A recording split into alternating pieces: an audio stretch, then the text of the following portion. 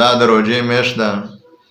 او په دې روژه کې زموږ ډېر مسلمانان د شرعي اصولو نه خبر نه وي او فاکې بې وران وران کارونه کوي، نو په دې سره د هغې هغه روژه خرابه شي او خرابه نه چې بلکې د روژې کفاره په دې انسان باندې راشي. قضایي به هم بیا راوړي، ځکه ځینې داسې کارونه دي چې انسان هغه وکړي نو بیا به قضایي هم د روژې راوړي هغه یوه ورځ او سره به 2 میاشتې چې کوم دی کفاره راوړي. په هغې کې یو کار همبستري ده، د خپلې کوروالا سره د چربانګ نه وروسته چې کله د ورځې حدود شروع شي او د هغې نه وروسته واله رسا د ماښام د اذانه نه مخکې په دې وخت کې که چا جما وکړله د خپلې کوروالا سره دا مقیم دی، روغ دی، نو په دې سړي او په دې ښځه دواړو باندې 2 میاشتې کفاره په دې باندې راځي. زموږ ډېر ساده مسلمانان یې زموږ نه تپوسونه کوي په خپله باندې، وایي داسې کار هم د ورځې وکړو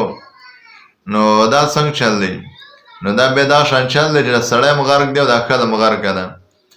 نو لحاظ د هغې نه مخکې خپل ځان اصلاح کوي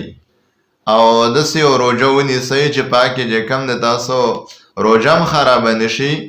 او عبادت ثواب درته میلاو شي او الله هم درنه پرې خوشحاله شي. نو لحاظ د شپې چې کوم دی همبستري جایز نه،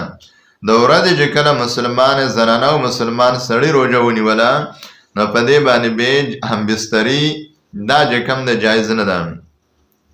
د دې د وجې نه د خواهش په نظر باندې کتل هم چې کوم دی هغه زنانو ته نه دي کتل پکار چې د هغې سره چې کوم دی د انسان خواهش راپورته کېږي، لکه غونډه روژه په دې باندې خرابېږي. نو لحاظه روژه داسې ونیسئ چې خدای درنه قبوله کړي او تاسو ته